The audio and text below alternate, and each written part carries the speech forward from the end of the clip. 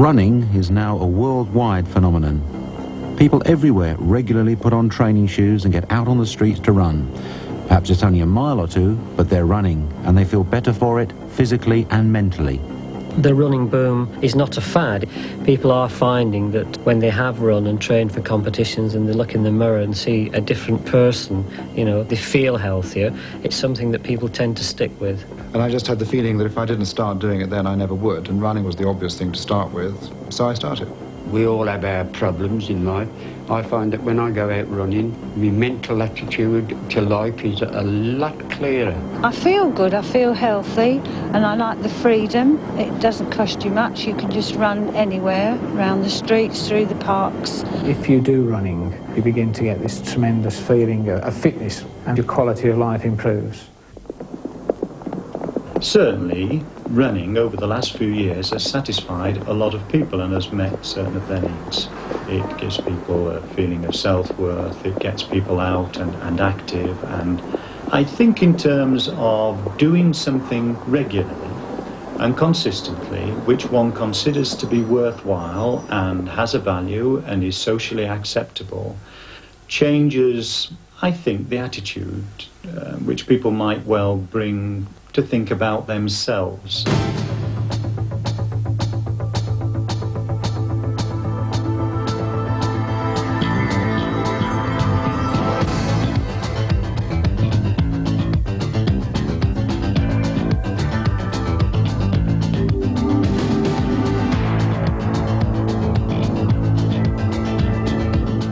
I think people have realised that their bodies have degenerated with modern lifestyle, and a lot of them now want to get the invigorating effect of exercise, feel happier and stronger, look better, and perhaps, and this is highly controversial, even perhaps live a little longer as a result of running. I'm not sure that it's right to be missionary about running or anything else, really. I think that if somebody came up to me in a pub and started to be aggressive about the fact that I was a runner, I would say that he should feel free to keel over from a heart attack age 38, or to remain constipated, or to continue to gain weight throughout life. But that was his affair and not mine. In this day and age, your basic things that you used to have to fight for, which was a roof over your head, enough food in your belly, and enough heat, are more or less provided, even if you're unemployed. So there aren't the real primeval challenges that there were, where that if you didn't run fast enough after whatever game it was in the old days, you didn't get enough food for you and your family.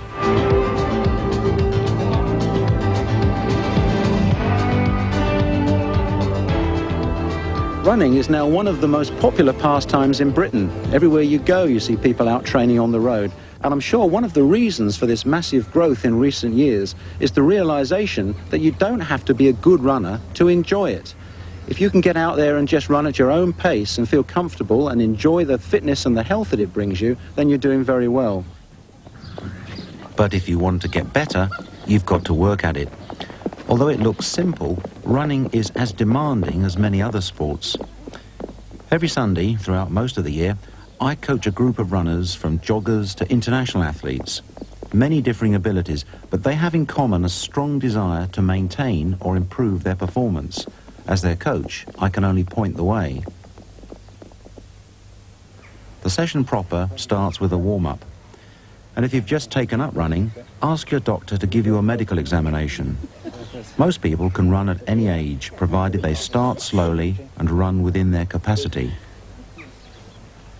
Always remember, train, but don't strain. I think it's also of value to have your joints and your muscles checked, and in fact an efficient medical will help you tremendously, because then they can point ways in which you should start your training. If you're not supple enough, whether you should do some suppling first of all, which muscles and so on do not appear to be functioning as strongly and as well as they should do. This last bit, important bit, keep running when you get to the top, run over the top. If obviously they can't afford it, because you can't get it on the National Health Service, then probably gearing your running such that you can actually speak to someone whilst you're exercising will mean that your heart rate has not risen to dangerous levels. I think obviously if you're starting to get pain or chest pain, and then you should stop. Good advice. But if you really want to bench test your body to see what it's capable of, you'll have to seek out a sports clinic. There, your athletic ability and potential will be put to the test. I personally believe if someone who had previously been sedentary wished to get involved in exercise, he should first of all try and identify some of the risk factors which are associated with coronary heart disease. Am I obese? Do I smoke? Am I inactive? Do I have a history of coronary heart disease in the family? If the answer to 2 or 3 of those questions are yes, then prior to getting involved in exercise, you should go to the doctor, his own GP, and ask that his blood pressure and his blood fats be measured. And if they're high, then I think that prior to getting involved in exercise, you should then undergo the tests that we have demonstrated in our laboratory. Right, can you place this mouthpiece in your mouth? This flange goes behind your lips but in front of your teeth. That's it, and the clip goes over your nose. That's it, very good. We're on the treadmill now, Michael. We're going to start the treadmill walking first. Treadmill starts. Just keep your balance very carefully. Relax your hands slightly. And this test gives us so much more information on a person's ability to exercise simply because we're actually monitoring him while he is exercising. In the first instance, the oxygen consumption, which tells us how much energy the body is demanding. And secondly, we're looking at the heart and deciding whether the heart is responding normally to that energy demand. And if you think about it, that is exactly what is happening when a person is running. Speed increase into a jog. Therefore, when we look at this in a laboratory situation, we can quite clearly decide whether that individual heart is responding normally to the demands of energy. Good, Michael. Well done. A few more minutes now. You're doing well. Running is a form of exercise, like swimming and like cycling, where you are working large muscles of the body in a very rhythmical fashion. We're coming down now, Michael. Keep walking now when we slow down.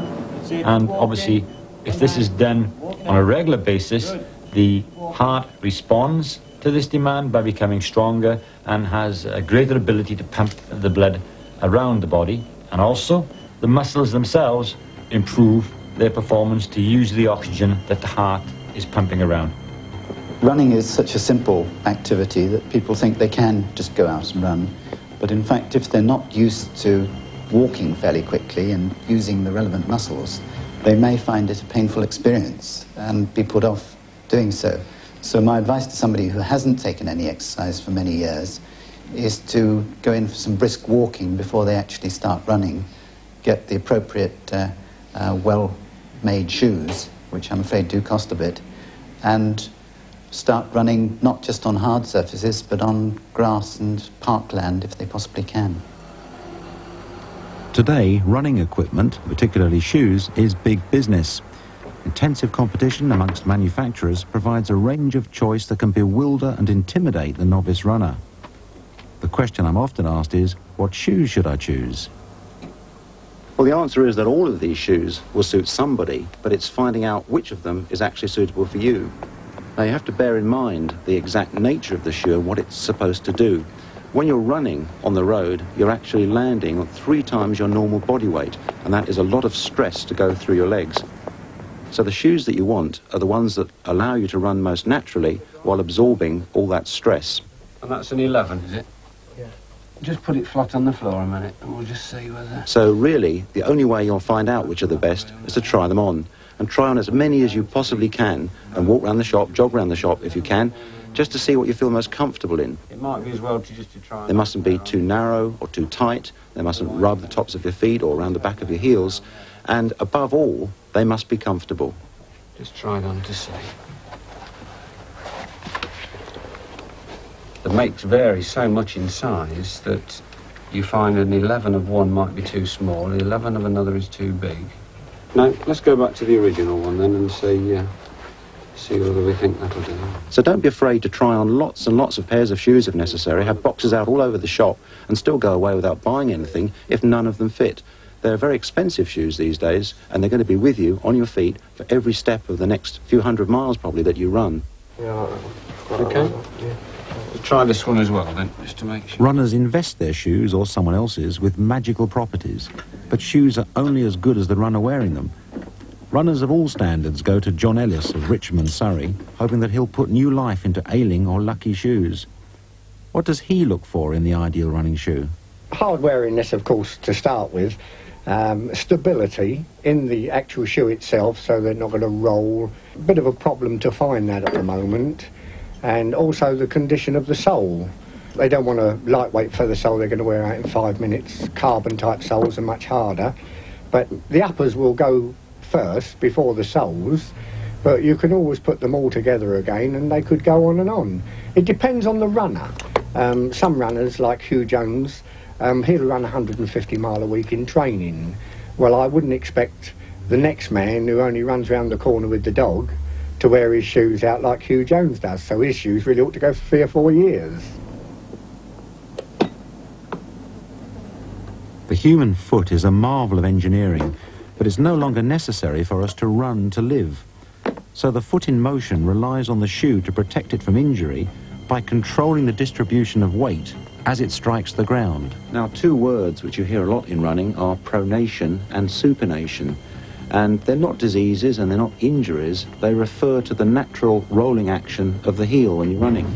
And what happens if you over-pronate on every stride, as I do on my right foot, for example, is that the shoe that you're wearing, which has a heel counter designed to actually counteract that, tends to get pushed over to one side, as you can see in this shoe, so that in over-pronation, the heel pulls inwards like that against the natural resistance of the heel counter.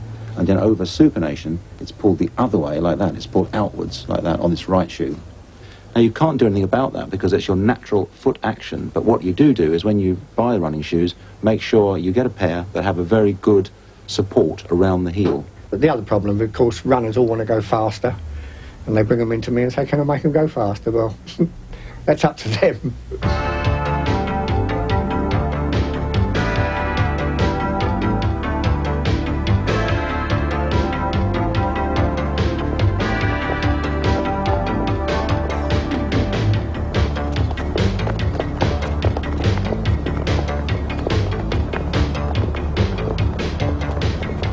One of the attractions of running is that no one else can do it for you.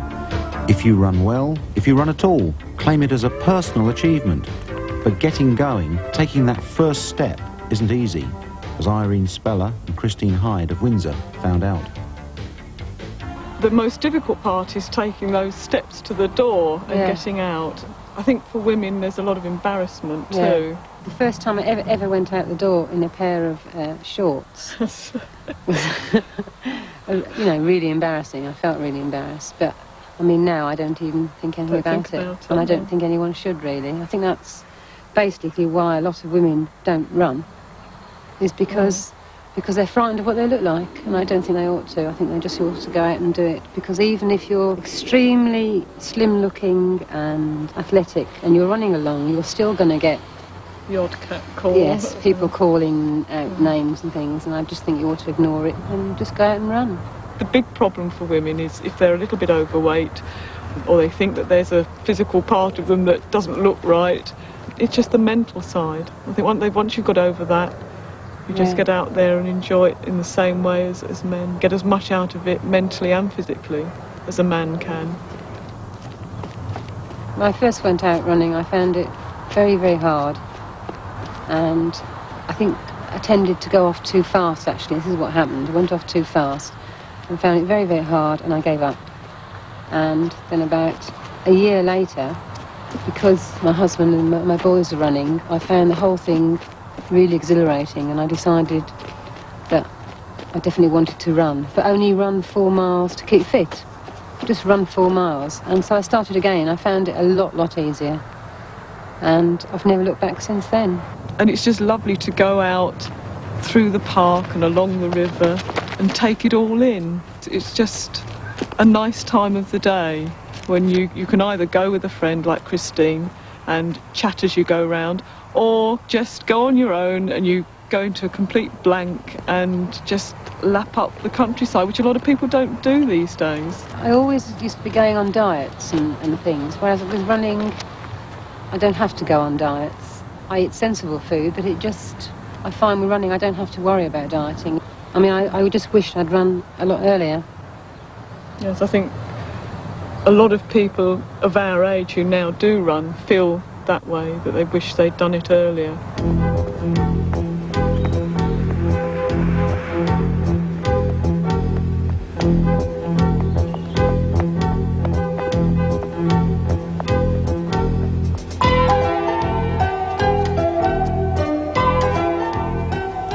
At the other end of the scale, there's the full-time runner. Olympic silver medalist Wendy Sly lives part of the year in the United States, where she competes in road races. At home, she's a track runner. It's a life that demands single-minded commitment to training for the next race. Most of my morning runs around Osterley Park. I usually go out between probably 8:30 and 9:30 and run a 5-mile loop around the park.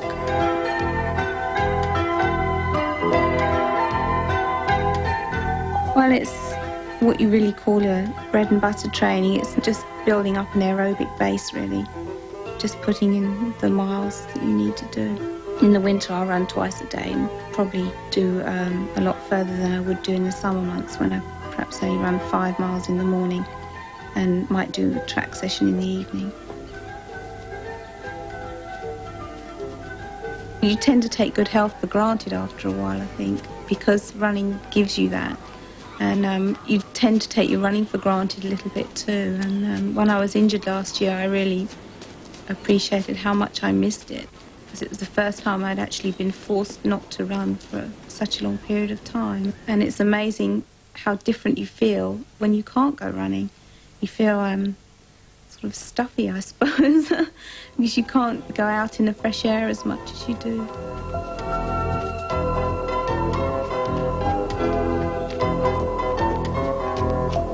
Very often I get asked the question, what do you do all day?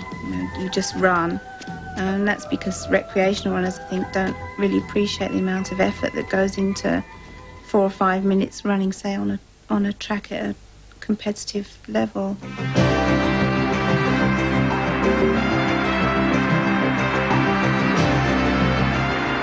Wendy's single-minded commitment to training and competing has taken her to international success on the road, at cross-country and on the track.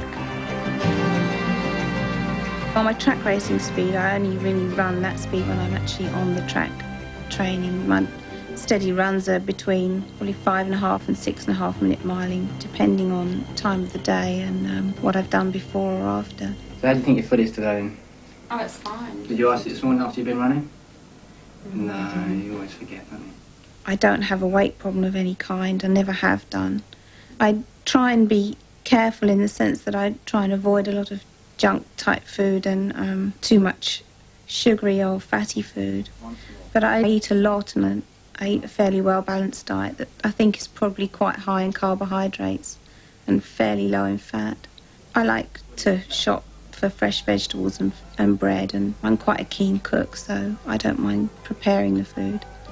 And it's a very important side of running, and a side that I think a lot of people neglect.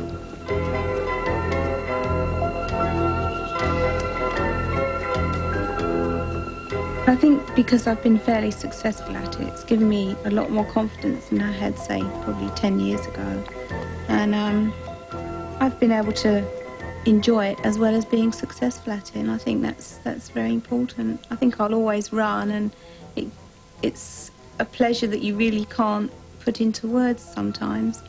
It's just on a nice sunny day going out running. You have a sense of freedom, I suppose. Running is my hobby, and it's my job too, and my life, really.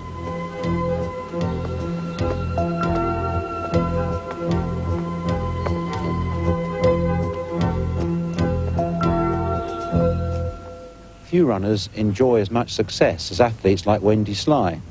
But Wendy joined a local athletics club when she was still a youngster, and that's a good starting point for anyone.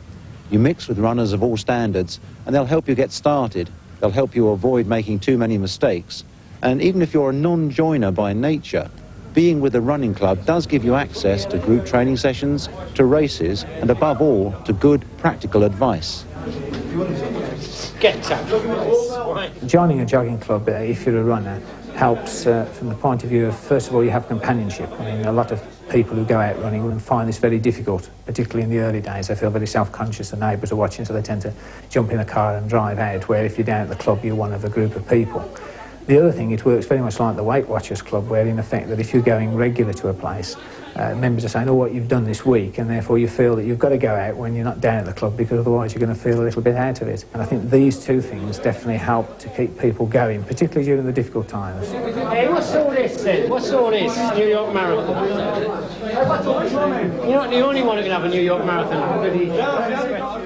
There is a feeling in some clubs that because they're athletically based, that when a jogger comes along, they're not really interested in them because that isn't what they're geared for. We're lucky, and a lot of new clubs are like this, where we were formed from the jogging side, so we realise the joggers are very, very important. And in fact, everybody who comes down to us is as important, whether they're good or bad. And we find that the social side of the club, and in fact the fundraising of the club, is going to come from the people who come down here and just jog and keep fit. So we like to think that everybody that comes down here, we look after them and make sure that they don't feel that they're not part of the club. Like this, you see, and it's very good. One of the things that we're instigating is we have our better athletes go out with the beginners to start with, just as part of their warm-up, so they at least feel part of the club.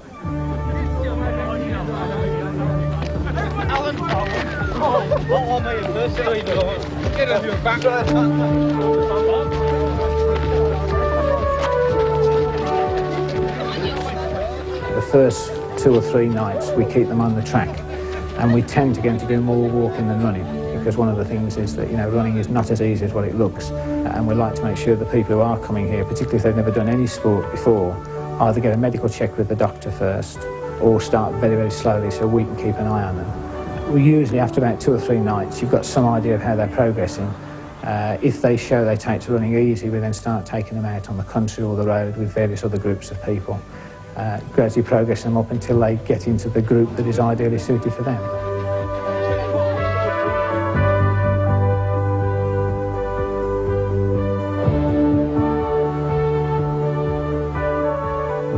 If you do running, after you've been doing it for a few months, you begin to get this tremendous feeling of fitness, which often you don't get in a lot of other sports.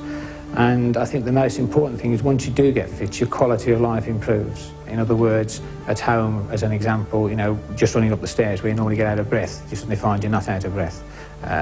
If you're a businessman and you're going out for midday lunches and usually come out of there bloated, you suddenly find that you're not, you feel better. And I think it is this well-being and quality of life which is much more important than, saying, winning races. I think by being with the club makes running more fun. It's a sense of companionship, and a club like this is a good social life. Like to run to keep our weight down, especially the ladies. It's helped me an awful lot, and like everybody said, it's the atmosphere. Also, I think for running for women is a bit dangerous on their own. Especially in areas like this, in the city centre. Running, really, it just gives me so much release from pressures at work, and it makes you feel so much younger.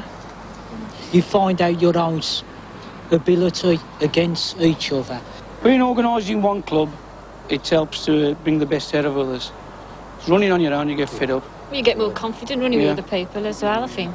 John Walker said that he's going to have, when he dies, he's going to be cremated and have his ashes spread all over the track. I like the companionship of runs and fun. It's one of the few sports that you can do with a group of people, don't matter what your ability. I mean, if you're playing something like tennis or football or any game, if the other person's a lot better than you or a lot worse, you can't really do it properly. But with running, you can run together, don't know what the ability is, and you can always sprint off and jog back a bit and join with them. And I think it's all walks of life. You know, you don't have any specific people. There's sort of bricklayers, builders, accountants. It really does mix much more than, say, perhaps any other sport.